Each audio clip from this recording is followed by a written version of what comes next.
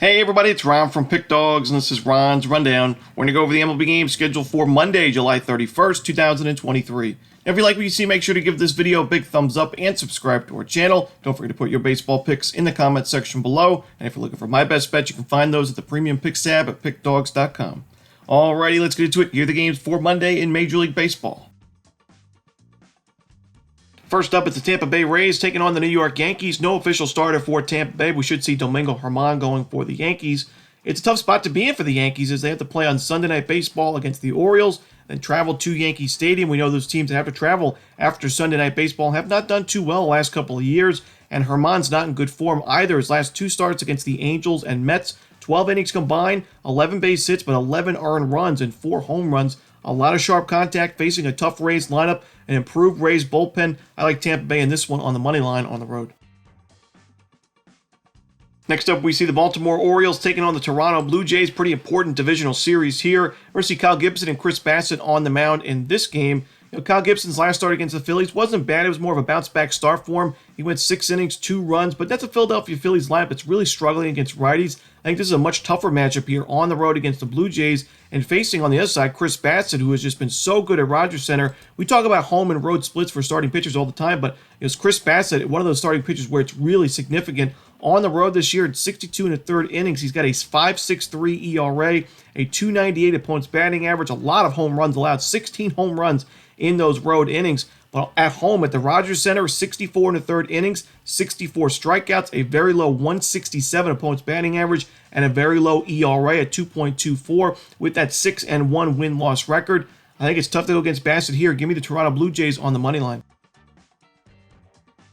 Next up, we see the Cleveland Guardians taking on the Houston Astros. Noah Syndergaard and JP France are your projected starters. It's going to be the team debut, the Guardians' debut for Noah Syndergaard in this game. And I got to admit, when I saw the trade announcement between the Guardians and the Dodgers for Noah Syndergaard for Ahmed Rosario straight up, I was honestly shocked. I just thought that Ahmed Rosario, although he was, not considered an all-star level shortstop, was still having a decent season for Cleveland, has a decent glove, he's very speedy. I thought he was starting to do a lot better with the bat as well, in the last few games as a Guardian, and I just felt like if the Guardians were trying to move him, which, it makes sense that the Guardians are looking for a starting pitcher. This is a team that's still in a competitive race in the AL Central, and all their starting pitchers, it seems, have been on the IL at some point of the year, and, most of them right now, Cal Quantrill, Shane Bieber, and Tristan McKenzie out with long-term injuries, so the Guardians needed a starting pitcher, but for me, they sold really, really low on Ahmed Rosario. I mean, Noah Syndergaard this year, he's got a 7.16 ERA. He's had injury issues, in his past and even this season. And to me, I just figured the Guardians can get a lot more for Rosario, but, Syndergaard is a Guardian nonetheless. I just don't love his matchup here against the Astros, who are hitting righties pretty well in the last 30 days. They have those big bats back in the lineup in Altuve and Yordan Alvarez, and JP France is really pitching well for Houston, going deep into ball games. His last 14 innings against the Rangers and A's, only 1 run allowed in those 2 games. He's winning ball games for Houston. I like him in this spot. Give me the Astros on the money line. Next up, the Milwaukee Brewers taking on the Washington Nationals. Corbin Burnes and Jake Irvin are your starters. Corbin Burnes is tough to go against him right now. He is pitching really good baseball for the Brewers in the most important time of the year, the second half of the season, as they are in a pretty heated, divisional race in the NL Central. Burnes' last 5 starts, all 6 or more innings, all quality starts, a lot of strikeouts along the way, no home runs in 4 of his last 5 games, and the Brewers are 4-1 in those 5 starts as well. Facing Jake Irvin, who, has been better as of late. He's missing a lot of bats, which is a good sign, but he's giving up a lot of sharp contact, a lot of home runs. His last start, he gave up 3 more home runs against the Rockies, and that was a home game at Nationals Park, not a Coors Field, against Colorado. 8 home runs allowed in 26 2/3 in July so far. Don't love his matchup. He's been winning games for the Washington Nationals, but not this one. I don't think so. And the Nationals bullpen behind him also not great. Give me the Milwaukee Brewers here on the money line and the run line in this one. Next up, it's the Philadelphia Phillies taking on the Miami Marlins. Taijuan Walker and Edward Cabrera are your starters. Pretty tough game in this one, and I think Monday's card overall is a really tough one. I know I'll be treading very lightly for Monday in baseball, but in this matchup, Taijuan Walker has been pitching a lot better as of late than he was at the beginning of the season. However, he has been a lot better at Citizens Bank Park than he's been on the road. On the road this year, 58 1/3 innings, a 5.25 ERA. I don't know if I can trust him here. Edward Cabrera, he has struggled as of late, but mostly on the road. His last 3 starts were all away from Lone Depot. he has pitched really well at home this season, similar to Taijuan Walker. And Cabrera in 31 innings at Lone Depot's got a 2.61 ERA. He's 5-0, has a 204 points batting average, 42 strikeouts, as well as only get up 3 home runs at home this season, compared to his ERA above 6 with an 0-6 record when he's pitching away from Lone Depot. So for me, you got 2 solid teams, 2 solid pitchers, 2 good bullpens, but I'm going to lean towards the Marlins here on the money line at home. Next up, we go to Truist Park as the Angels take on the Braves. Griffin Canning and Charlie Morton are your starters.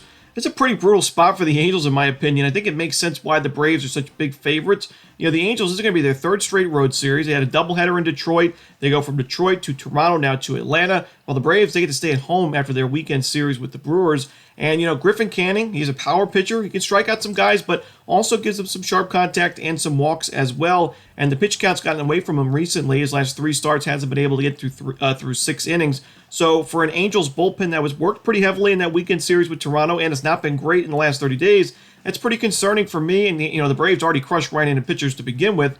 The Angels in the last month, a 6.11 bullpen ERA. And Carlos Estevez has been one of the best relievers for the Angels this season. He pitched 2 innings and 34 pitches against the Blue Jays on Sunday, so he might not even be available for this game for the Halos. I don't love this spot for Canning or the Angels bullpen. Charlie Morton's been fine on the mound this year. A little bit better actually on the road this season than at Truist Park, but I think he's good enough here. Give me the Braves on the run line, land those 1.5 runs. Next up, we see the Chicago Cubs taking on the Cincinnati Reds. Andrew Abbott and Marcus Stroman are your starters. I think there's some pros and cons for both of these starting pitchers in their matchups in this game. Yeah, Abbott's been pitching well. He's in good form, but he's facing a Cubs team that's hitting lefties well in the last month, and he's pitching at Wrigley Field for the first time in his career. Not always an easy place to pitch, especially for the road starting pitcher, the away team, with the Cubs fans in full force. So I do think Abbott could have a good outing. You know, Marcus Stroman has struggled lately, but at Wrigley Field overall this season, in 2023, a 3.07 ERA, much better numbers at home than on the road. So I think this game just feels like a game that's going to be decided late by the bullpens. And when you look at these 2 bullpens, the Reds have the 3rd highest SIERA in the league in the last month in their bullpen, so not good expected numbers. Their ERA is fine at 3.94, but the Cubs is better. They have better expected numbers to go with it. I'm going to lean towards the home team here on the money line at a decent price. And I think we're getting Marcus Stroman, who has struggled lately, but has been pretty solid overall this year. We're getting him at a good price because of those recent outings. So give me the Chicago Cubs on the money line. Next up, we see the San Diego Padres taking on the Colorado Rockies. Seth Lugo and Austin Gomber are your starters. Seth Lugo recently has been giving up some sharp contact, which is a little bit of concern going into Coors Field. If you're giving up a lot of extra base hits and home runs, could come back to bite you. But, Lugo still in the month of July, 24 1/3 innings, a 3.7 ERA, 26 strikeouts, only 4 walks allowed. I think he'll be good enough here against a Rockies team, and offensively against the A's this weekend was not great at Coors Field. Only 10 runs combined in that 3-game series. Austin Gomber on the other side has also made some improvements recently. In the month of July, 24 innings, 4 starts, 6 innings apiece, no walks allowed, so his control's been there, and an ERA 3.00. However, only 12 strikeouts in those innings. I'd like to see him miss some more bats. And he faced this Padres team back on June 9th at Coors Field. One of his worst starts of the season. 4 innings of work, 7 earned runs, 3 home runs, 11 base hits, and a 9-6 Padres win. I just can't trust Gomber in this game. Doesn't have a good bullpen to go with it. Give me the Padres here on the money line on the road. Next up, it's the Boston Red Sox taking on the Seattle Mariners. Nick Pivetta and George Kirby are your starters. The Red Sox bullpen, man, it was worked heavily in that San Francisco Giants series, including the game on Sunday where the game went to extra innings, and it was a bullpen game for Boston, so they used virtually every reliever they could in that game in that 4-3 loss. So I don't necessarily love their chances in the full 9 innings in this game because I do think Seattle has a pretty clear advantage in the bullpen, but Nick Pivetta has been pitching really well for the Red Sox lately. You look at his last start against the Braves, one of the best lineups in baseball against righties this season. Pivetta goes 5 innings, a shutout ball with 5 strikeouts, and a 7-1 Red Sox win. And Kirby struggled recently. He's kind of been inconsistent. His last start giving up another 6 earned runs against the Minnesota Twins. The Red Sox have been one of the best lineups in baseball against righties recently, so I don't love the matchup for Kirby. I think the Red Sox have the lead at the end of the first 5, but like I said, a little bit concerned with that bullpen because of the availability. And the final game for Monday's not-so-great card in Major League Baseball, in my opinion, it's the Arizona Diamondbacks and the San Francisco Giants. No official starter for San Francisco right now. I am seeing Alex Cobb listed on ESPN, so he could be the starter here Ryan Nelson going for Arizona. It's been a night and day difference for Ryan Nelson when he's pitching at home at Chase Field and on the road. I mean, on the road this year in 64 innings, he's got a 2.67 ERA and a 223 opponent's batting average. When he's pitching at Chase Field in 48 1/3 innings, an ERA above 8 this season with a 356, believe it or not, opponent's batting average and 10 home runs allowed. Even on the road here, though, I don't think, when you look at the Diamondbacks and the way that this team has played recently, I don't love Nelson or the bullpen's chances here. San Francisco, a very good pitching staff this season, even looking to add more at the trade deadline. The offense has not been great for the Giants, but I do think if this is a low-scoring pitcher's duel, San Francisco's just been playing the better baseball, even though both of these teams have honestly not been playing great ball as of late. I do trust the Giants more in a close, low-scoring game, so give me the San Francisco Giants here in a lean on the money line, especially if Alex Cobb is on the mound, because he's pitched really well at Oracle Park this year. And that's it. Those are the games for Monday in baseball. Hope you enjoyed this video. If you did, don't forget to hit that like button and subscribe. And don't forget to put your baseball picks in the comment section below. Again, if you're looking for my best bet, you can find those at Pick Dawgz Premium. As always, this is Ron Romanelli. Good luck.